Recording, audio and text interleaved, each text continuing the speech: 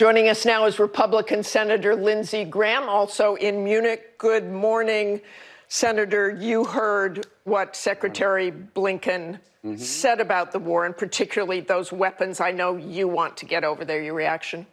Well, number one, there are 30 United States senators in Munich, along with a big House delegation. Senator McConnell and Schumer both came. Virtually unanimous belief that we should be training Ukrainian pilots on the F-16 today so they can get the jets as soon as possible. The British are training Ukrainian pilots. I believe a decision will be imminent here when we get back to Washington that the administration will start training Ukrainian pilots on the F-16. They need the weapon system. And let me just stress this. How can you call this war by Russia a crime against humanity? And that's what the vice president did in Munich. Now, we're talking about Germany.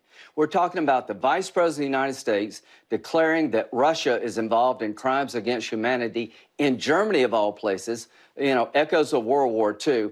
How can you say that? And she is correct, and not give the victim of the crime against humanity the defensive weapons they need to stop the crime. So we need to do two things quickly. Make Russia a state sponsor of terrorism under U.S. law, which would make it harder for China to give weapons to Russia. And we need to start training Ukrainian pilots on the F-16 now. I know one of the things the allies have worried about is that it could provoke Russia. If you have longer range missiles, Right. if you have F-16s, if you could provoke them anymore. Right. I don't know. You know, a year ago, everybody here was in denial. I was preaching as loud as I could. Putin really means it. Here's the good news. I've never seen NATO so united. The Germans have stepped up to the plate. There's bipartisan support for winning this war in Ukraine, for giving the Ukrainians the weapons they need to defend themselves. I'm not worried about provoking Putin. I want to beat him. And how do you beat him? You beat him by giving the Ukrainians the military capability to drive the Russians out of Ukraine. You label Putin's Russia as a state sponsor of terrorism. You create international tribunals so we actually can try Putin and his cronies in an international court like we did after World War II. Don't worry about provoking Putin. Worry about beating him. And I've never been more optimistic about winning this war in Ukraine than I am right now. I see solidarity across the aisle in America and across the seas. You say you think they'll win this war. How do they win this war, and do they take Crimea? Great question. Okay, here's how you win the war. You expel Russia from territory. In 1994, the Ukrainians gave up the third largest nuclear force on the planet. After the Soviet Union failed, there were like 1,700 nukes in Ukraine. They turned the missiles over to Russia. Russia, the United States, and Great Britain said, in exchange for you giving up your nuclear weapons, we will guarantee your territorial integrity, your sovereignty. And the 94 map included Crimea as being part of Ukraine. So to not honor that commitment would be tricking the Ukraine, would be rewarding Putin for rewriting agreements involving nuclear weapons. To forgive and forget would be allowing Putin to commit major war crimes on an industrial scale. It would send a signal to China that we're all talk. We're not going to defend Taiwan. What's at stake here is the rule of law, human decency, and world order. So here's what I believe. Once you call Russia being engaged in crimes against humanity, you have to have actions consistent with that statement. So I'm looking for this administration to follow up on that statement by designating Russia a state sponsor of terrorism under U.S. law. 100 senators urged the administration to do that. I'm also urging the administration to start F-16 training now for Ukrainian pilots. Don't worry about provoking Putin. Let's make sure we beat Putin in Ukraine, because he will not stop if we do not.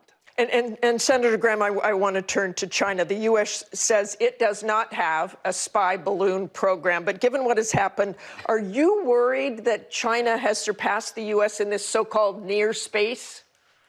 You know, I'm trying to help the administration.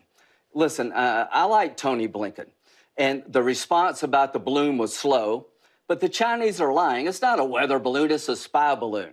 So, yeah, we need to deal with that.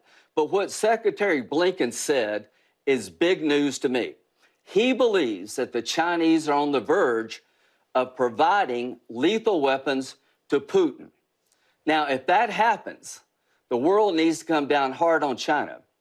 Because if you believe, as I do, and the Vice President of the United States, Kamala Harris, believes, that Russia is engaged in crimes against humanity in Ukraine, any country that comes to their aid should pay a heavy price. So that's why we should designate Russia a state sponsor of terrorism, because if you do that under U.S. law and China provides lethal weapons, they will get sanctioned. And to the Chinese, if you jump on the Putin train now, you're dumber than dirt. It would be like buying a ticket on the Titanic after you saw the movie. Don't do this. The most catastrophic thing that could happen to U.S.-China relationship, in my opinion, is for China to give lethal weapons to Putin in his crime against humanity. That would change everything forever. And Senator Graham, I want to, if we could quickly here, talk about the Georgia grand jury. The grand jury in Georgia investigating allegations that former President Trump tried to overturn the 2020 election.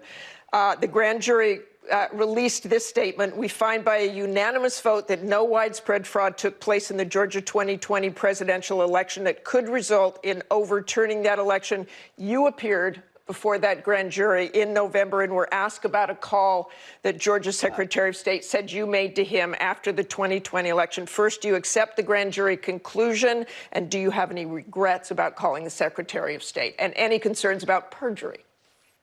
No concerns about my testimony. The grand jury analysis that there was no widespread fraud in Georgia, I agree with that. I think the voting by mail had problems, but I found no evidence of widespread fraud, and I had to decide as a senator whether or not to validate the Georgia election. I thought it made sense to call up the Georgia Secretary of State, and I did. I asked hard questions, but at the end of the day, I voted to certify the election results in Georgia for the 2020 election. Thanks so much for joining us this morning, Senator Graham. Safe trip back. Thank you. Hi, everyone. George Stephanopoulos here. Thanks for checking out the ABC News YouTube channel. If you'd like to get more videos, show highlights, and watch live event coverage, click on the right over here to subscribe to our channel. And don't forget to download the ABC News app for breaking news alerts. Thanks for watching.